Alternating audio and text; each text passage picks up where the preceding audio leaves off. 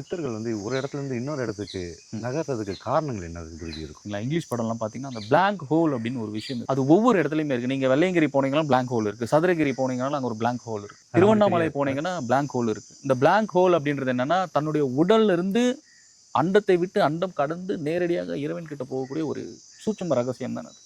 அந்த மாதிரி இடங்களெல்லாம் பார்த்து தான் நம்மளுடைய முன்னோர்கள் இன்னி இருக்கிற பழம்பெரும் கோயில்கள் வந்து நிறுவியிருக்காங்க. நீங்கள் பார்த்தீங்கன்னா பழைய கோயில்கள் இருக்கிற இடத்துல சித்தர்கள் தவம் பண்ண இடமோ இல்லை ஜீவசமாதியோ எதுனா ஒன்று அமைஞ்சிருக்கும் அந்த சிறப்பு அப்படின்றது. ஏன்னா இங்கே கண்ணுக்கு தெரிஞ்சதை விட கண்ணுக்கு தெரியாத விஷயங்கள் பல விஷயங்கள் இருக்குது பிரபஞ்சம். இங்கே எல்லா ஆன்மாக்களுக்குமே இறைவனடை போய் சேரத்துக்கும் இறைவன் அடையிறதுக்கு உண்டான வழிமுறைகள் எக்கச்சக்கம் பக்தியில் இருக்கலாம், யோகம் செய்யும் போது இருக்கும். ஸோ ஆனால் இந்த ஜீவசமாதிகளில் இருக்கிற சிறப்பு என்னன்னா ஒவ்வொன்றுமே ஒரு பிளாங்க் ஹோல், ஒரு சூட்சமமான ஒரு ரகசியம் நிறைஞ்சது. அந்த ஹோல் எல்லாம் எங்கெங்கெல்லாம் இருக்கோ அங்கெங்கெல்லாம் சித்தர்களோட வைப்ரேஷனும் ரொம்ப அதீதமாக இருக்கும். நீங்கள் வெள்ளையங்கிரியும் அப்படி தான், நீங்கள் சதுரகிரியும் அப்படி தான். அதுக்கப்புறம் பார்த்தீங்கன்னா நம்ம திருவண்ணாமலை இருக்குல்ல, திருவண்ணாமலையும் அப்படி தான். சிவாலயங்கள்ன்றது சாதாரண விஷயம் கிடையாது. அதுவும் குறிப்பாக பார்த்தீங்கன்னா 1000 வருஷத்துக்கு முன்னாடி கட்டியிருக்க முன்னாடி இருந்த சிவாலயங்கள் எல்லாமே அதனுடைய சிறப்பும் அதனுடைய வைப்ரேஷனே வேறு.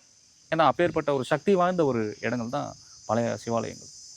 அதேமாரி குருஜி, இப்போ நீங்கள் வெள்ளையங்கிரி சொல்கிறப்ப எனக்கு என்ன போகிறது, இப்போ வெள்ளையங்கிரியில் வந்து ஒரு இடம் இருக்குன்றாங்க, திருநீர் மலைன்னு சொல்கிறாங்க. அந்த திருநீர் மலைன்றதோட மகத்துவம் என்ன? அது என்னது? அந்த உண்மையான திருநீர்ன்றதே அதுதான். அப்போ நம்ம உபயோகப்படுறோம். இங்கே எல்லாமே நம்மால் உற்பத்தி செய்யப்பட்டு நம்மால் உபயோகிக்கப்படுகின்ற வஸ்துக்கள் தான் இந்த திருநீர் எல்லாமே. ஆனால் ஒரு மலையே விபூதி மலை அப்படின்னு அது பேர் இருக்குது, பேரே திருநீர் மலை.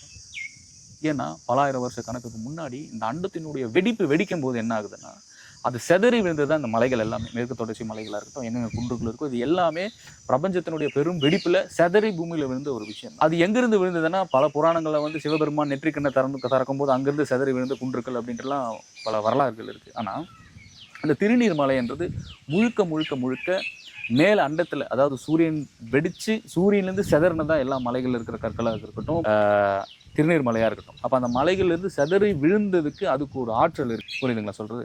அதனுடைய ரசாயனமும் அதனுடைய தன்மையும் வேறு. ஸோ அங்கே அந்த திருநீரை கொண்டு வந்து ஒவ்வொருத்தரும் வந்து தரிசிக்கும் போது அன்றைக்கி பார்த்தீங்கன்னா பாம்பாட்டி சித்தர் குகையும் அங்கே இருக்குது. பாம்பாட்டி சித்தர் அங்கே தவம் பண்ணுறதுக்கு போனார் அப்படின்றத தாண்டி வெள்ளையங்கிரிக்கு மலைக்கு திருநீர் எடுக்க போனது தான், இதுதான் நிஜம். அந்த திருநீரை தரிக்கும் போது உடல் அளவிலையும் சரி மனதளவிலையும் ஒரு நல்ல ஒரு மாற்றத்தை கொடுக்கும்.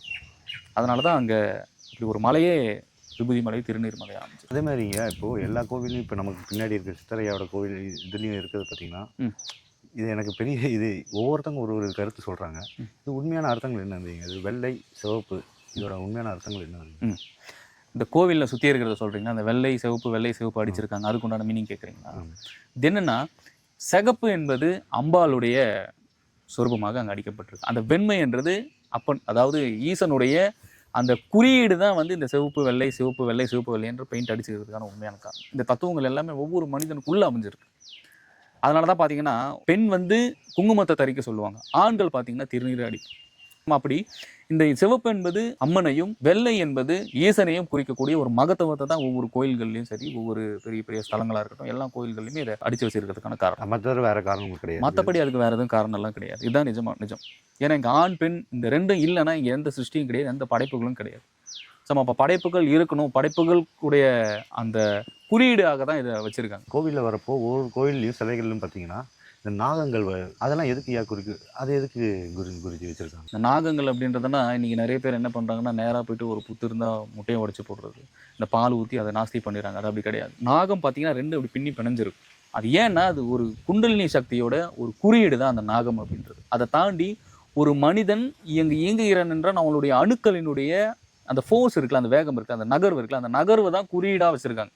அந்த குறியீடு சாதாரண குறியீடு கிடையாது. ஒவ்வொரு மனிதனுடைய விந்துவாக இருக்கட்டும், ஒவ்வொரு மனிதன் குடலுக்குள் இருக்கின்ற அந்த விந்து அணுவின் இல்லை இரத்தத்தில் இருக்கக்கூடிய அந்த ஜீனுடைய அமைப்பு ஓட்டத்தை தான் அந்த நாகமாக வச்சுருக்காங்க. அந்த நாகம் சும்மா கிடையாது. அந்த எனர்ஜி வந்து நீங்கள் பார்த்தீங்கன்னா ஒரு டாக்டர் சிம்பிள் பார்த்தீங்கன்னா நீட்டமாக இருக்கும், செங்கல் மோரி, 2 ரெக்கை இருக்கும், அந்த நடுவில் பார்த்தீங்கன்னா ஒரு பாம்பு சுரண்டு விட்டுருப்பாங்க. இது என்னன்னா குண்டலினி சக்தி ஏற்றத்தை அப்படி ஒரு மறைமுகமாக நம்ம முன்னோர்கள் வந்து வச்சிருக்காங்க. இது எல்லாமே தவம் சார்ந்ததும் தவத்தை உள்ளே இருக்கக்கூடிய விஷயங்களை தான் அந்த சிலைகளை நம்ம ஆட்கள் வெளியே கொண்டு வந்து வச்சிருக்காங்க. ஆனால் இன்னைக்கு அதனுடைய அவேர்னஸ் தெரியாமல், அதனுடைய புரிதல் இல்லாமல் எல்லாமே என்ன பண்ணுறாங்கன்னா அதை வேற விதமாக பார்த்துக்கிட்டு இருக்காங்க. ஆனால் அந்த சக்தின்றது அப்பேற்பட்ட சக்தி, அதுக்கு மிகப்பெரிய ஒரு சக்தி இது குண்டலினி. ஒரு மனிதனுக்கு குண்டலினி எனர்ஜி ஆக்டிவேட் ஆயிடுச்சுனாலே அவனுடைய உடலும் மனமும் எங்கேயோ வேற மாதிரி மாறிடும். இந்த ஒரு விஷயத்துக்காண்டி தான் ஒவ்வொருத்தருமே கோயில்களுக்கு போகிறது. அந்த பயிற்சிகள் செய்யும்போது இப்போ பிரம்மயோகம் போன்ற ஒரு உயர் ரக பயிற்சிகளை ஒவ்வொருத்தரும் எடுக்கும் போதும் அந்த குண்டலினி ரேஸ் ஆகும் போது தெரிஞ்சிடும். அதீத சக்தி வந்து ஒவ்வொருத்தருக்கும் உள்ளுக்குள்ளார பாய ஆரம்பிச்சிடும்.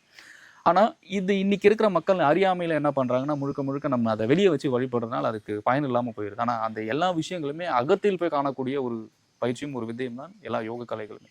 ஸோ அது ஒரு சாதாரண விஷயம் கிடையாது. ஐயா நீங்கள் குருஜி நீங்கள் நிறைய வீடியோவில் இது சொல்லியிருப்பீங்க, ஒரு குருமார் இல்லாமல் நீங்கள் வந்துட்டு எந்த பயிற்சியும் நீங்கள் மேற்கொள்ளக்கூடாதுன்ட்டு. ஆனால் அதே இதை வந்துட்டு நிறைய புத்தகங்களும் சரி, நிறைய வீடியோலையும் சரி, அது மாதிரி நிறைய இது வருது. அது வந்து நம்ம அதை பயிற்சி பண்ணுறதுக்கும் இப்போ குரு மூலியமாக இப்போ திருப்பி குரு மூலியமாக நம்ம அதை பயிற்சி பண்ணுறதுக்கு என்ன வித்தியாசம்? ஏன்னா அவங்களும் இதை தான் சொல்லி பயிற்சியாக போடுறாங்க. சரி, ஓகே, ரைட். இப்போ என்னென்னா, ஒரு குருக்கள் இல்லாத கோயில் உருப்பிடுமா? இல்லை, முடியாது. அப்போ ஒரு குரு இல்லாமல் நீங்கள் ஒரு ஸ்கூலுக்கு போனீங்கன்னா அந்த இடத்துல படிச்சிட முடியுமா?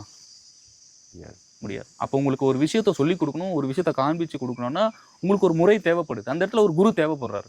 அந்த மாதிரி தான் யோக கலைகளும் தியான கலைகளும் எல்லா கலைகளுக்குமே நிச்சயமாக ஒரு குரு இல்லைன்னா அந்த இடத்துல அது உருப்படாது. ஏன்னா குரு என்பவர் உனக்குள்ள இருக்கிற அந்த ஒளியாக இருக்கட்டும், உனக்குள்ள இருக்கிற சக்தியை தூண்டிவிட்டு உனக்குள்ள இருக்கும் ஆன்ம பிரகாசத்தையும் பேரொலையும் காண்பித்து கொடுப்பவர் தான் குரு. அதுக்கு தான் அவர் பேர் குருன்னு வச்சிருக்காங்க. தொட்டு காட்டாத வித்தை சுட்டு போட்டாலும் வராது அப்படின்னு என்ன, ஒரு குரு இல்லாத வித்தை குருட்டு வித்தைன்ட்டாங்க. ஸோ இது எல்லாமே வந்து எந்த ஒரு விஷயமாக இருக்கட்டும், பிரபஞ்சத்தை பொறுத்த வரைக்கும் வாழ்வியல் முறையிலும் ஒரு குரு இல்லாமல் நீங்கள் இங்கே எதுவுமே உங்களுக்கு சாத்தியப்படும். அதனால தான் எந்த ஒரு விஷயத்தை செய்தாலுமே ஒரு வழிகாட்டுதல் வேணும், ஒரு வழிகாட்டி இருக்கணும். ஒரு வழிகாட்டியோட போகும்போது தான் நீங்கள் இங்கே எல்லா விஷயமே அடைய முடியும் அப்படின்றதுக்கு உண்டான ஒரு முறையை தான் இந்த குரு அப்படின்றது. அப்போ இதை பார்த்து, இந்த காணொலியை பார்த்து நம்ம கற்றுக்கிறதுலாம் இப்போ எந்த பயனும் கிடையாது. எப்படிங்க முடியும்? நீங்கள் பாட்டுக்கு ஏதாச்சும் ஒன்று ஏடா கூடமா பண்ணீங்கன்னா அது உடல் அளவிலும் மனதளவிலும் பைத்தியம் பிடிக்கிற அளவு கூட பாருங்க. ஏன்னா குண்டலினி சாதாரணது கிடையாது. குண்டலினி ரேஸ் ஆச்சுனாலே அவன் உடலில் இருக்க மாட்டான், உடலுக்கு அப்பாற்பட்டு இருப்பான் அவன். அப்போ உடலுக்கு அப்பாற்பட்டு அவன் போகும்போது என்னாகனா அங்கே போய் மாட்டிக்கிட்டான்னா திருப்பி அவனுக்கு இறங்கி வரதுக்கு உண்டான வழி தெரியாது. அதுக்கு தான் ஒரு குரு வழிகாட்டுதலோட போகணும், ஒரு குருவனுடைய சொல்லுக்கு இணங்க போகணும், ஒரு குருவினுடைய வழிகாட்டுதலுடன் நம்ம அந்த விஷயங்களை நம்ம ஈடுபடும் போது நம்ம எளிமையாக இங்கே பல விஷயங்களை நம்ம காண முடியும், பல விஷயங்களை தெரிஞ்சுக்க முடியும்.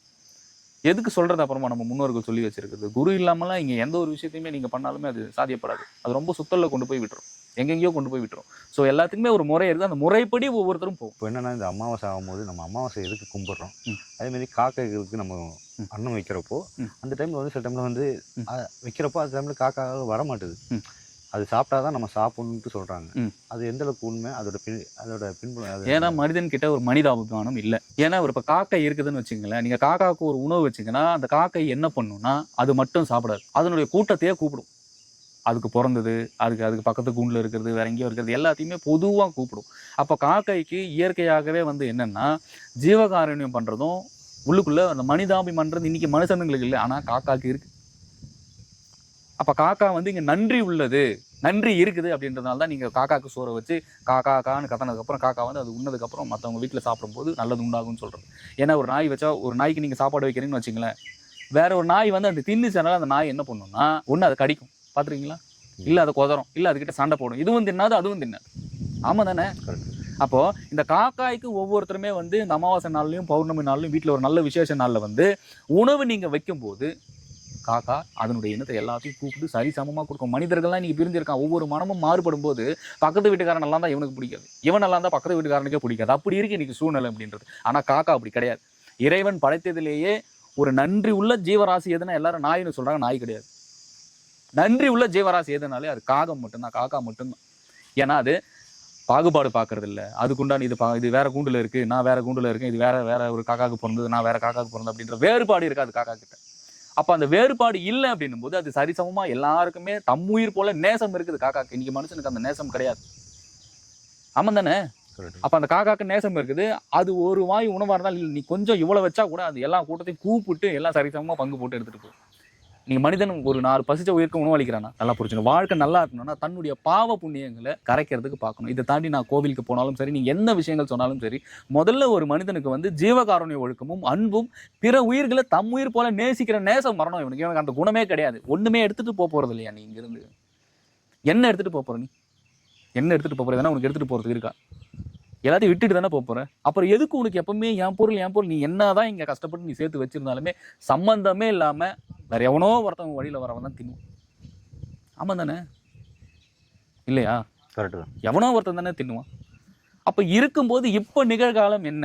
பல உயிர்கள் இன்னைக்கு உணவு இல்லாமல் இருக்குது, பல ஆன்மாக்கள் வெளியே உணவு இல்லாமல் இருக்குது, ஒவ்வொன்றும் தவிக்குதுன்னும் போது ஒரு ஜீவகாருண்ய பழக்கம் நீங்கள் இந்த மாதிரி மற்ற உயிர்களுக்கு ஒரு சேவை செய்யும் போது இறைவனுடைய அருள் உங்களுக்கு பரிபூர்ணமாக கிடைக்கும். அப்போ உள்ளம் தெளிய தெளிய தெளிய இறைவன் நீங்கள் எளிமையாக சென்றடையலாம். அது இல்லாமல் உங்களுடைய கர்மா குறைய ஆரம்பிக்கும். 2 வழி தான் இருக்குது கர்மாவை குறைக்கிறதுக்கு. ஒன்று ஜீவகாருண்யம் பண்ணுறது, தான தர்மம் பண்ணுறது. இன்னொன்று யோக பயிற்சி, பக்தி, இறை வழிபாடு. இது 2 தவிர்த்து ஒரு மனிதனால் தன்னுடைய பாவ புண்ணியங்களை கரைச்சிக்கவே முடியாது. பாவ புண்ணியங்கள்லேருந்து மீண்டும் வெளியவே வர முடியாது. ஏன்னா இந்த பாவ புண்ணியங்கள் தான் நீ எப்படி இருக்கணுன்றது தீர்மானிக்குது. நீ மகிழ்ச்சியாக இருக்கணுமா, நீ அன்றைக்கி நாள் சோகமாக இருக்கணுமா, நீ லைஃப்பில் அடுத்த க்ரோத்துக்கு போகணுமா, நீ க்ரோத்தே இல்லாமல் முன்னேற்றமே இல்லாமல் இருக்கணுமா அப்படின்றத உன்னை கடந்த ஒரு ஆற்றல் தான் தீர்மானிச்சுக்கிட்டு இருக்கு. அதே மாதிரிங்க இப்போ நீங்கள் சொன்னீங்க அன்னதானம் கொடுக்கணுன்றீங்க. இப்போ அன்னதானம் கொடுக்குறப்போ ஃபஸ்ட்டு இப்போ நமக்கே எப்படின்னா இப்போ அன்னதானம் கொடுக்க வரப்போ நிறைய பேர் என்னன்னா இவங்களுக்கு ஏன் கொடுக்கணும் அப்படின்னு ஒரு மைண்ட் செட் இப்போ கொண்டு வர மாதிரி சொல்ல ஆரம்பிச்சிட்டாங்க. ஏன்னா இவங்க இன்னைக்கு இவங்களுக்கே நீ அன்னதானம் கொடுக்கணும் நீ இன்னைக்கு யோசிச்சானா, நாளைக்கு உன் பையன் இருக்கான்ல, இல்லை உன் பொண்ணு இருக்குல்ல, வளர்ந்து பெருசாக வரும். நாளைக்கு அந்த குழந்தை நினைக்கும் நம்ம ஏன் இவங்களுக்கு சோறு போடணும்ன்ட்டு.